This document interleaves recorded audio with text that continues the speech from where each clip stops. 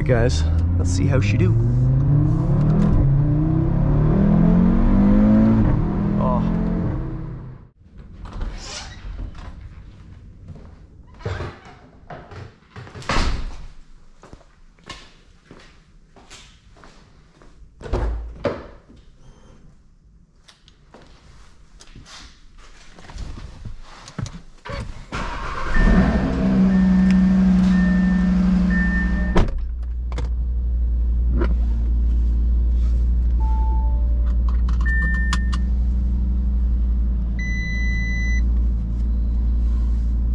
Hey guys, welcome to another video. We're doing a nice Saturday drive today. You know, I feel like I really kind of left you guys in the dark with that reveal video. It was, you know, getting kind of late, and I really just wanted to kind of enjoy the car, you know, without a kind of a camera going. But for the sake of today, we got the cameras going, and we're gonna do a nice POV drive and talk about kind of how this car drives. Impressions. Yeah, I think I've done nearly 600 miles in this car, and oh my god, it's such a peach. It really is such a fun car to drive, guys. It's I would say, I mean, it's definitely different from the Golf, but it has similarities, and you know, I'll probably address some of those things, and you know, it'll come to me in another video, and I'll maybe kind of at some point just do a video where I'm kind of comparing the two. But for now, we'll talk about the RS3. So yeah, this thing is an absolute beast. It's a 2018, you know, I guess you could technically say it is a relatively older car now, but it still feels new. I mean, the interior is in great shape, and you know, it's plenty quick, and it has all the creature comforts and all the things you need, you know, in my opinion, for this type of car. I just found out last night I had CarPlay. I didn't know.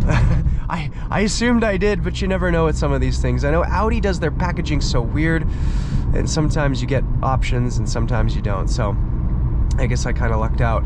One of the first things I'll definitely say that this thing has over the Golf R, and really kind of, you know, you initially kind of, you know, the first things you kind of realize when you're driving this car is the sound, the Daza. Oh my god, I was missing out. I was really missing out for all of these years on this type of noise. You know, it's you know, it's definitely been a long time coming to kind of get something that really has the sound behind all the performance. Now, the performance is great too. I mean, it's definitely a quick car.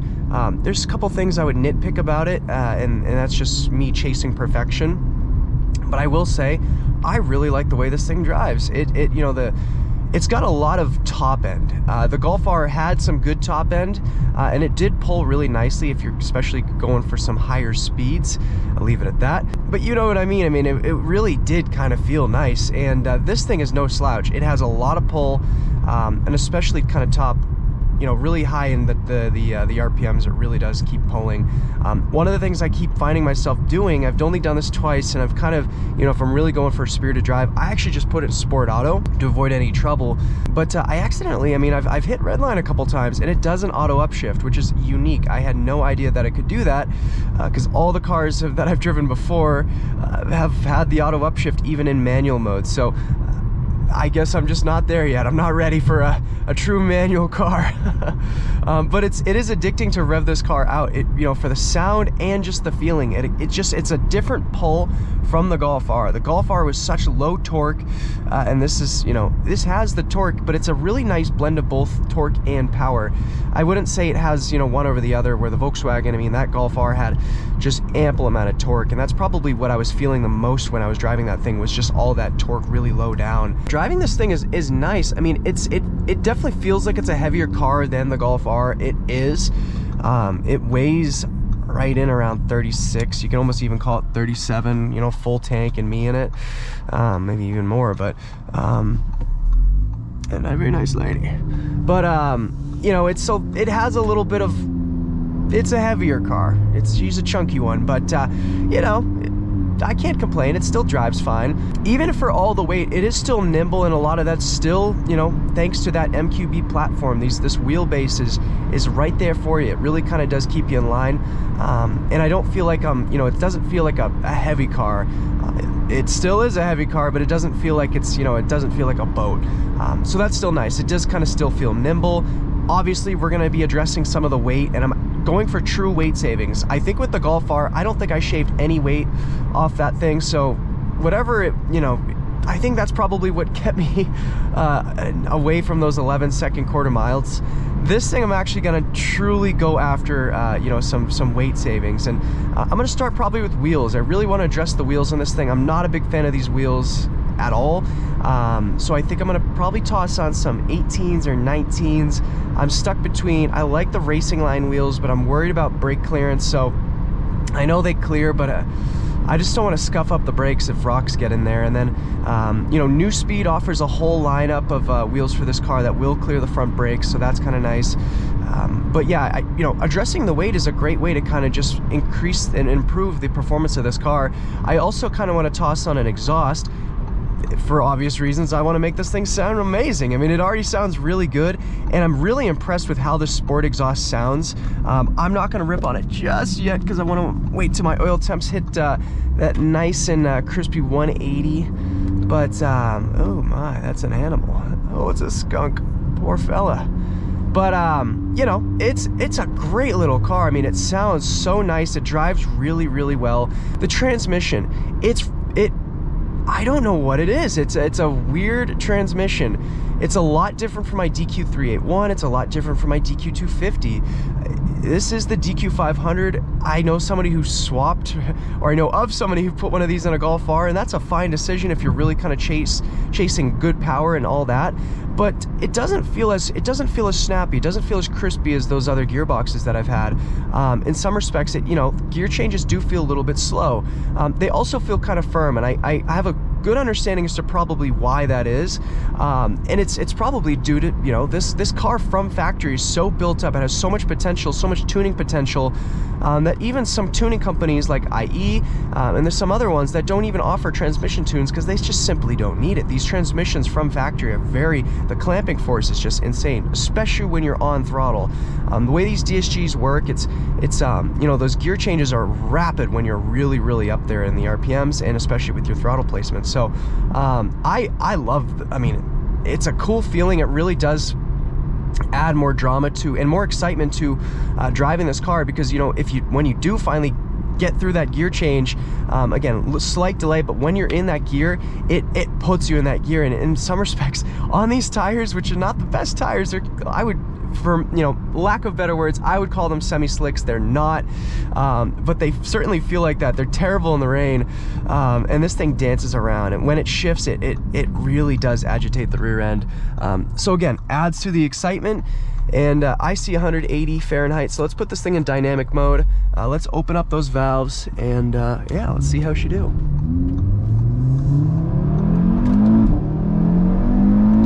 Oh my God. It's just a little rocket. It is so fast. I mean, this is just completely factory, bone stock. It sounds really great. It drives great. You know, it's a great package. It really is. And again, one of the only other things that I'm gonna knock on this thing is just maybe the general appearance.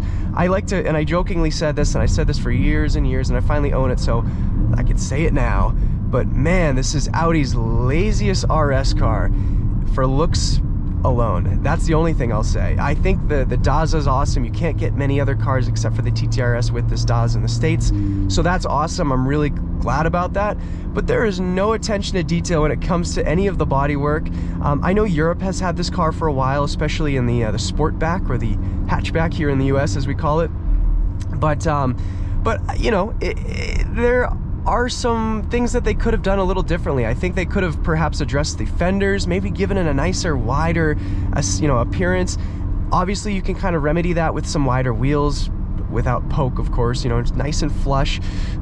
That'll help again with the general appearance, but I wish it had a little bit of width to it. I mean, that's one of the things that I love about these RS cars, is every RS car you see on the road really does stand out, where this kind of blends in a little bit. And again, that's not necessarily a bad thing. It has that sleeper status, but for the type of money that you're spending, you know, you are getting a great power plant, you're getting a great car overall. I mean, this interior is a, you know, technically it's a 2015, these, or maybe 2014, I don't know when Europe released these. And, you know, obviously this is similar to the S3, so we'll call it 2015. I mean, this has been around for almost 10 years, and this all ages so well. I mean, the way the buttons feel, everything feels so damn good. But you know, I just wish they could have added some more sportier things. Now, the seats are awesome, and you know, the interior generally is sporty, and it does look, you know, generally luxurious. But I don't know. I think they could have just done something with the fenders, given it's a little bit more of a wider stance. But that's really nitpicking. I mean, I think generally the car is still a beautiful, beautiful, beautiful ride, but yeah, I don't know, it's just kind of just picking on it a little bit. I bought it, you know, I ended up, something had to get me to, you know, buy this thing, and you know, it's just it's a sweet little ride. I love the sunroof too. It's great to have a sunroof again.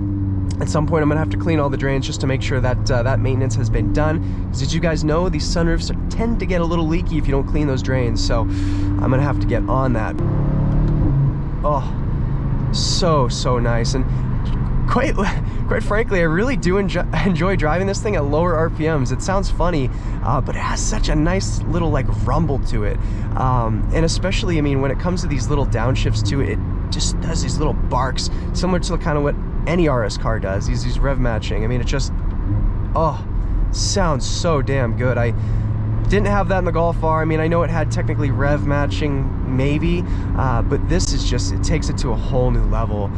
So I really like it. I've only tested launch control once. I liked it. It was really nice, but it just keeps lighting up these tires. So I might have to address these tires. I was thinking about maybe going 235 prior to doing my launch control and just doing squared, but I realized that is still a skinny tire. I'm probably gonna have to go 245s and probably just do a squared setup. Because for those of you guys who didn't know, which I didn't know for the longest time, it took me, I think, until like maybe last month, but this is on us. It's staggered. It's actually wider tires in the front and skinnier tires in the rear. So we're 255s in the front, 235 in the rear. We're still getting 23 miles per gallon, but when you're on it, when you're really driving spiritedly like an RS car should be driven, it does drink gas, and it really, really drinks gas. So something to be mindful of. So one thing we'll do is we'll put this thing in Sport Auto. We'll see how it responds to that. My guess is it's gonna like it. I could only guess. Oh my God, these gear changes. It's just, it really, really is fun to drive. Yeah, you can have fun in an auto. This is an example of it. Oh. There's downshifts. I can't get sick of them. I'm worried I don't ever want to overheat my gearbox, so I have to make sure I'm not doing it too much, but just the sound it makes. I'm never, for the most part, I probably won't give it a crackle tune. It just doesn't need it. I want to give it a nice 3-inch exhaust system, maybe 4-inch, 3.5, I don't care, just something to wake it up. And I want to make this thing loud, and we'll be teaming up with Integrated Engineering for this build. I'm excited to kind of reveal some more details as we get into it. But yeah, guys, give me some recommendations. What do you guys want to see on this car? And you know, first, I'll probably tell you, you know, not a huge surprise, but probably be an exhaust. I just want to make it a little bit louder, you know, see kind of how that you know, reacts to some more noise. And then you know, probably do you know, some other mods. I mean, I want to throw engine mounts on this thing. I want to kind of see how this thing responds to that. You know, I got a whole slew of things, even things that I didn't do the Golf R that I did to the GTI. I want to do a dog bone mount, you know, stuff like that to kind of just contain this, because I can feel that, you know, even with this this engine, with this setup, it could use some mounts for sure, All right, guys, we'll probably do one more pull. You can't not in this type of thing. And yeah, we'll probably have to sync back up in a future video, hopefully tossing on our first mod. All right, guys, let's see how she do.